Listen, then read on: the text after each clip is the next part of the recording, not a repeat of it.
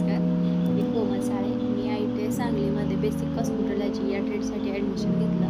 मला तिथे प्रशिक्षण निलिमा सावंत मॅडम यांनी दिलं. त्यांनी खूप छान प्रशिक्षण दिलं आम्हाला. त्याचबरोबर अदर ॲक्टिव्हिटीज दिल्या, जसे की संक्रांतीचे हळदीकुंकू, फॅशन शो, पाककृती स्पर्धा, रांगोळी स्पर्धा, निबंध स्पर्धा आणि एक्झिबिशन्स, रोजगार मेळावा, पार्लर व्हिजिट आणि जॉब ट्रेनिंग यासारख्या अनेक उपक्रमांमध्ये आम्ही सहभाग घेतला.